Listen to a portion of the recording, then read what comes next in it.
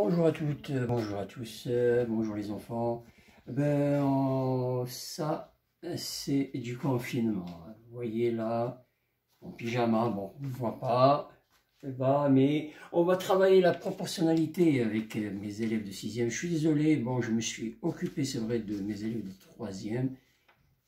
Là, je vous promets que ça y est, je m'occupe aussi de mes élèves de 6e, donc à partir de maintenant, on va faire bien sûr de la proportionnalité aujourd'hui. Lundi, je continuerai avec la proportionnalité, mais aussi je donnerai quelques consignes sur le devoir maison qui est à rendre vendredi. Juste pour vous dire que je donnerai l'adresse mail tout à l'heure pour m'envoyer vos travaux. Et autre chose, j'attaquerai normalement le mardi un nouveau chapitre qui sera sur les fractions. Donc, normalement, d'ici les vacances, on attaquera aussi les pourcentages, qui a bien sûr qui a rapport avec la proportionnalité. D'accord? Donc, proportionnalité, on le termine d'ici, je pense, lundi. Puis après les fractions, et après les fractions, on revient dans la proportionnalité pour travailler les pourcentages. D'accord? Alors, pour le moment, donc je continue avec la proportionnalité et cette feuille que, bien sûr, alors il y a des élèves qui sont bien sûr en contact avec moi, comme Ismaïl, comme Mohamed, Inès, Safa, des élèves bien sûr qui demandent du travail que j'ai envoyé. J'espère qu'ils vous ont transmis, parce que là c'est ça ce que je leur ai demandé, de transférer. Juste je vérifie si ça marche bien. Normalement c'est bon. Bon. Alors, on attaque. Alors, les tableaux de proportionnalité. Déjà, c'est ça ce que on avait commencé par ça, reconnaître un tableau de proportionnalité. Par exemple, je dis juste un exemple. Là, j'ai ces exercices, je vais les envoyer à Ismaïl et bien sûr aux autres camarades. J'ai ici un tableau. On me dit que c'est un tableau de proportionnalité. J'espère que vous voyez bien ce tableau. J'ai ici 5 colonnes. 5 colonnes. Je vais même rajouter une là. Et je vais rajouter une autre colonne. D'accord? J'ai ici 24, 18, 12, 36, 13 et 360. J'ai un autre tableau aussi. Un autre tableau avec 6 colonnes. Voilà. Et je vais bien sûr essayer de faire, je remplis donc 3, 12, 5, 8, 12, 24 et 36. Alors on me dit, ce sont deux tableaux de proportionnalité. J'espère qu'on voit bien. Oui. Alors, juste, oui, peut-être lever ici. Voilà, comme ça, c'est mieux. Alors, ce sont deux tableaux de proportionnalité. On me demande de remplir ces deux tableaux de proportionnalité. Comment je vais faire? Ce sont deux tableaux de proportionnalité. Vous vous rappelez la propriété? Dans un tableau de proportionnalité, on passe d'une ligne à une autre en multipliant, entre parenthèses ou en divisant, toujours par le même nombre. Ce nombre, il a un nom, il s'appelle le coefficient de proportionnalité. Alors, dans ce cas, comment je passe de cette ligne à cette ligne? Alors, il y a la seule, regardez, la seule colonne qui est complète, c'est celle-là. Comment je passe de 12 à 36? Comment je passe de 12 à 36? En multipliant par 3. Si dans ce sens, je multiplie par 3, donc dans ce sens, qu'est-ce que je fais? Je divise par 3. Alors, là, j'ai 24. 24 fois 3, je peux prendre ma calculatrice, d'accord? 24 fois 3, 20 fois 3, ça fait 60, 4 fois 3, ça fait 12, donc c'est 72. 18. Maintenant, sens contraire, je divise par 3. 18 divisé par 3, ça me fait 6. D'accord? Donc 18, il y a combien de 3? Il y en a 6. 13, je dois remplir cette case. Qu'est-ce que je fais? Je multiplie ou je divise? Je passe, d'accord, du haut vers le bas, donc je multiplie. 13 fois 3, ça fait 39.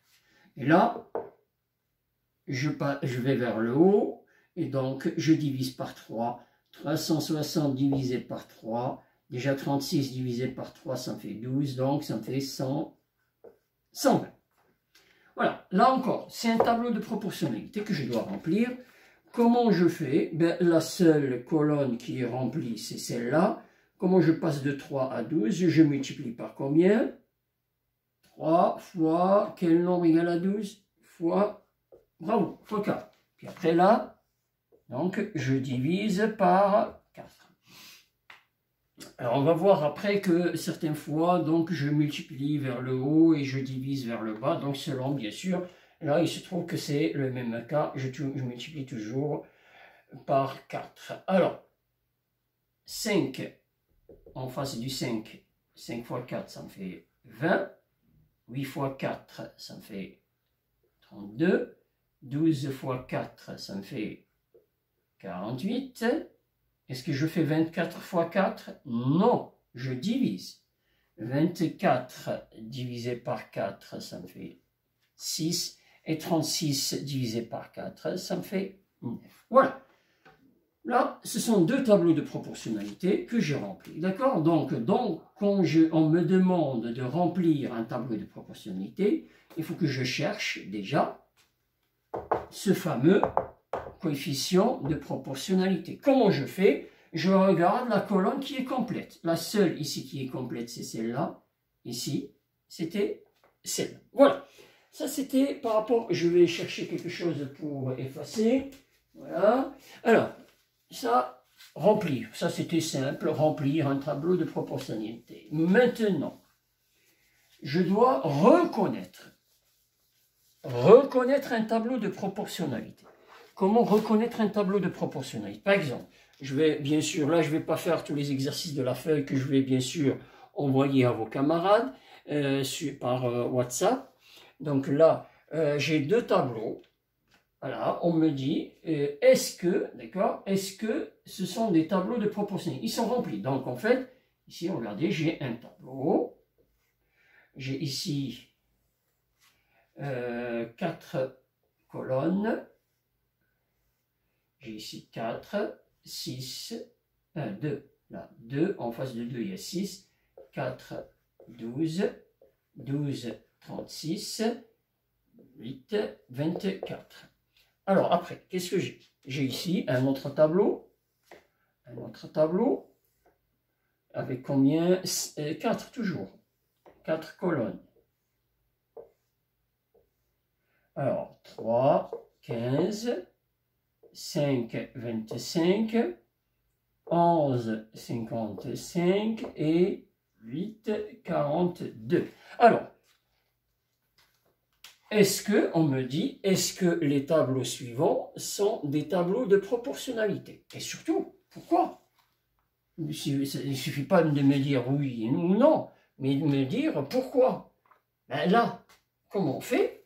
Eh bien, on regarde, est-ce qu'il y a toujours la même relation entre le nombre du haut avec le nombre du bas? Est-ce qu'il existe, bien sûr, ce fameux nombre qu'on appelle coefficient de proportionnalité? Alors, comment faire? Donc, en fait, regarde, comment je passe de 2 à 6? En multipliant par 3. Mais comment on fait? On fait 6 divisé par 2. 6 divisé par 2 est égal à 3. 12 divisé par 4, c'est égal aussi à 3. 36 divisé par 12, ça me fait encore 3. Et 24 divisé par 8 est égal encore à 3. J'ai toujours 3. Donc, oui, c'est un tableau de proportionnalité.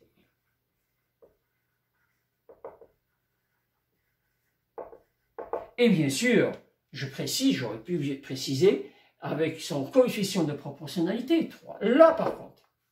Alors là, qu'est-ce qui se passe? Ici, en fait, comment je passe de 3 à 15? Je multiplie par 5. Comment je fais? Je fais en fait 15 divisé par 3 est égal à 5. 25 divisé par 5 est égal à 5. 55 divisé par 11, ça me fait encore 5. 42 divisé par 8 est égal à... Eh bien non, c'est pas égal à 5. C'est égal à 5. Je peux le faire avec ma calculatrice si j'arrive pas à le faire mentalement. 5,25. Je n'ai pas toujours le même nombre. Est-ce que j'étais obligé de faire tout ce calcul? Non. Là, il suffit juste, par exemple, de faire le premier et celui-là.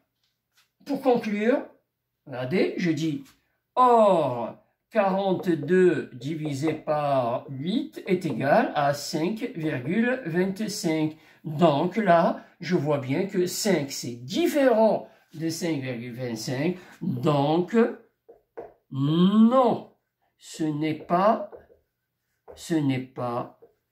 un tableau de proportionnalité. Voilà. Ben, j'espère que c'est compris. Juste, en fait, ce qu'on fait, un contre-exemple. D'accord? En fait, je trouve ici qu'il y a une colonne. En fait, le facteur ou le fameux coefficient de proportionnalité n'est pas le même. Donc, ce n'est pas un coefficient de proportionnalité, puisque ici, je dois multiplier par 5. Regardez, je ne peux pas dire que je multiplie toujours par 5, puisque 8 fois 5, ça me fait 40, ça ne me fait pas 42. Donc, non, ce n'est pas un tableau de proportionnalité. Voilà, donc ça, c'était... donc, qu'est-ce qu'on a dit? Qu'est-ce qu'on a fait en premier? Compléter, quand on vous demande, c'est un tableau de proportionnalité, et il faut le compléter. Donc, je dois moi-même trouver le coefficient de proportionnalité. Et par contre, reconnaître, là, on vous demande. Et regardez, ils sont complets.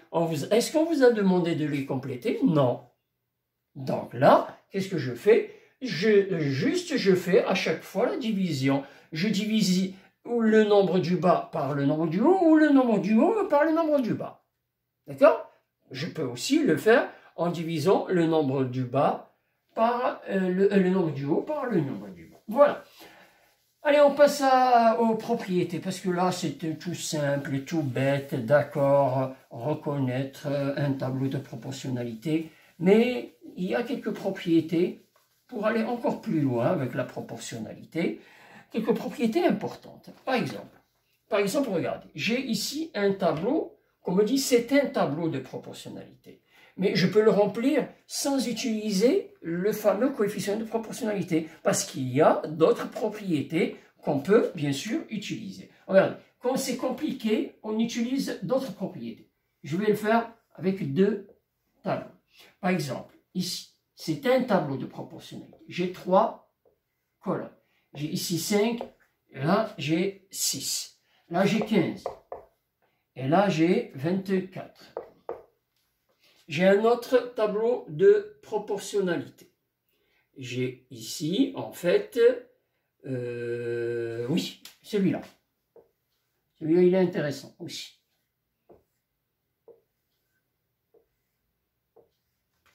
J'ai ici 11, là j'ai 5, et là j'ai 8 et 22.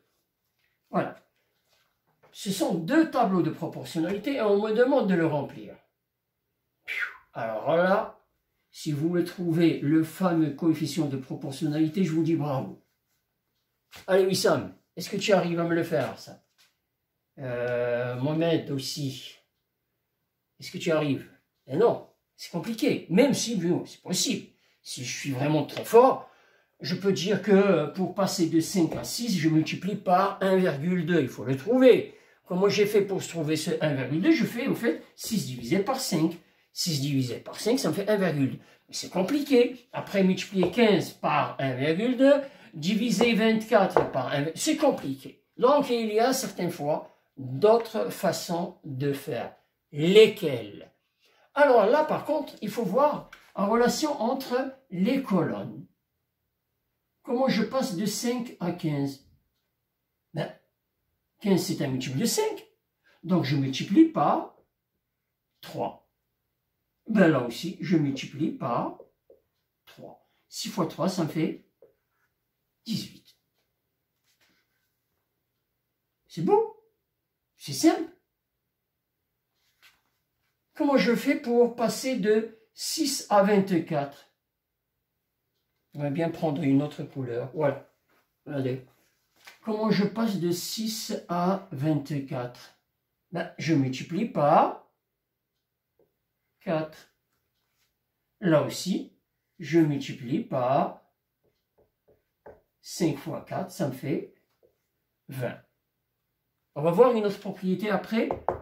Par rapport à ce même tableau, il y a une autre propriété. Parce que je peux aussi faire, regardez, pour la dernière surtout, je peux faire ici 6 plus 18, ça me fait 24, et 5 plus 15, ça me fait 20. Ça, c'est la propriété que je vais utiliser juste après. D'accord? Là, par contre, comment je vais faire? Comment je passe alors, si je veux utiliser le fameux coefficient de proportionnalité? C'est encore une fois, c'est compliqué. Oui, je peux le faire. Je peux faire 22 divisé par 8. 22 divisé par 8, alors là, je prends ma calculatrice et ça me fait 2,75. Mon Dieu, 2,75.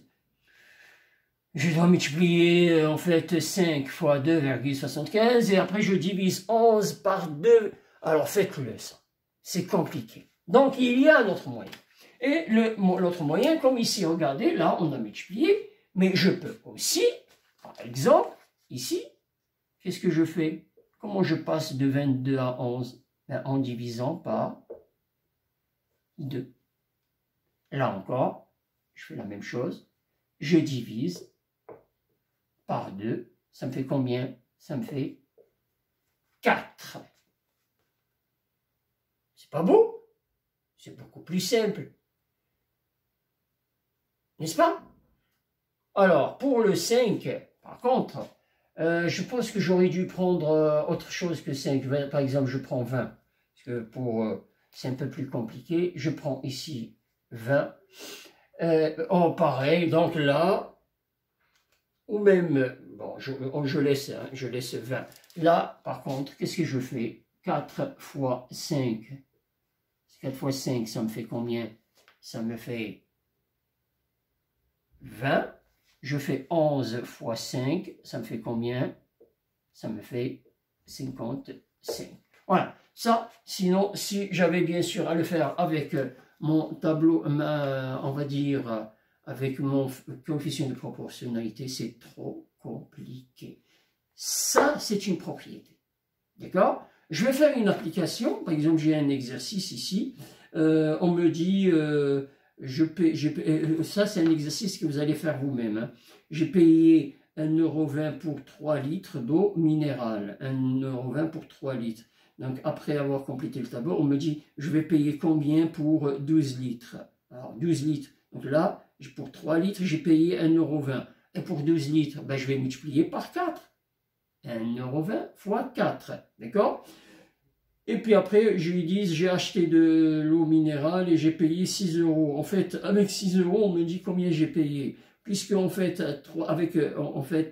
je vais simplement diviser 1,20 € pour 3 litres. Pour aller de 1,20 € à 6, je multiplie par 5. Donc, ça sera 3 fois 5, c'est-à-dire 15. D'accord? Je vous laisse réfléchir là-dessus. Je passe à l'autre propriété qui est importante. Ça, c'est une propriété. Elle est très importante. Que je peux, on l'appelle la propriété multiplicative. Je peux multiplier, bien sûr, une colonne par un nombre pour trouver le résultat d'une autre colonne. Mais il y a aussi une propriété qu'on appelle la propriété additive. Alors, c'est celle que je vous ai dit tout à l'heure. La propriété additive, elle est aussi importante. Je dois absolument la connaître. Par exemple, je vous dis ici, ben le fameux, je reviens bien sûr, ou bien je vais faire un autre tableau, mais encore plus grand. Je vais faire, regardez, un grand tableau, et on va le remplir ensemble.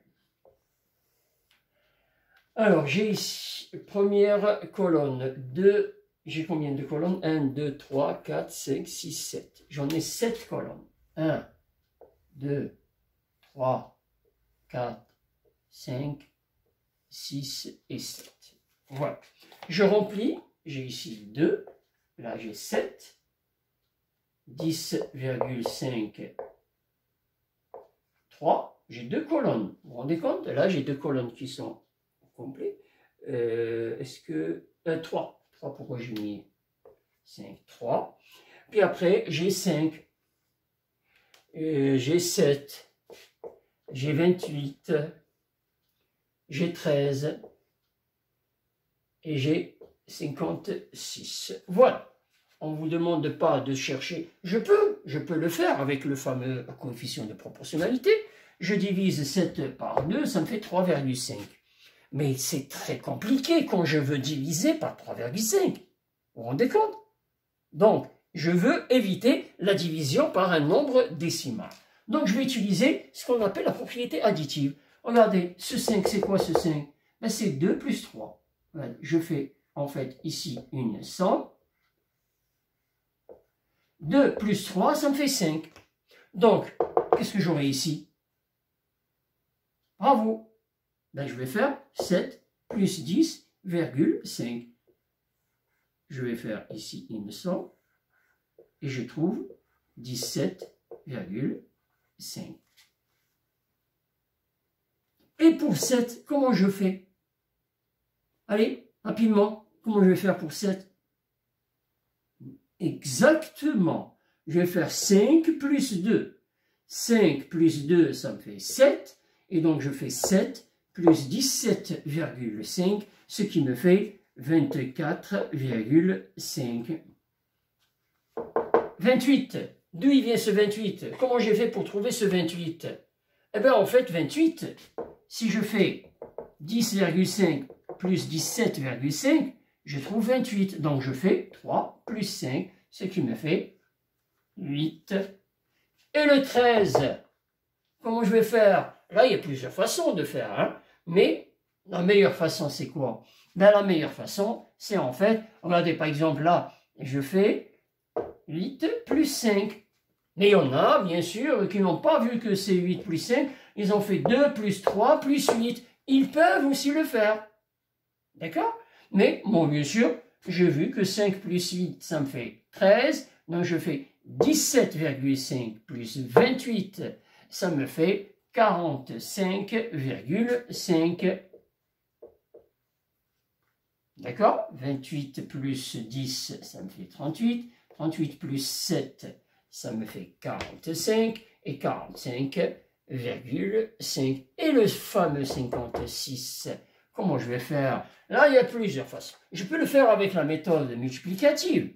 Ah oui, parce que 28 fois 2, ça me fait 56. Donc, je fais 8 fois 2, ça me fait 16. Oui, mais bon, je ne veux pas utiliser, bien sûr, la première propriété multiplicative. Je veux utiliser la propriété, en fait, ce qu'on vient de faire, la additive. Donc, je peux regarder 45,5 plus 10,5, ça me fait exactement 56. Donc, je fais 13 plus 3, ça me fait 16. Voilà. Elle est très importante, cette propriété, ce qu'on appelle la propriété additive. D'accord? Je peux additionner les colonnes entre eux pour, bien sûr, compléter mon tableau. Voilà, donc là, je vous ai préparé des exercices. Ça, c'est aussi des corrections avec des activités. J'envoie tout ça à votre camarade. Là, je lui ai envoyé même le cours complété. Parce que là, la première feuille et la deuxième feuille. Et bien sûr, je compte sur vous pour faire les exercices d'ici lundi. Donc, on corrigera tout lundi. Et je vous donnerai un coup de pouce aussi par rapport aux devoirs maison qu'on peut le faire sur, bien sûr, la feuille même. Bon courage!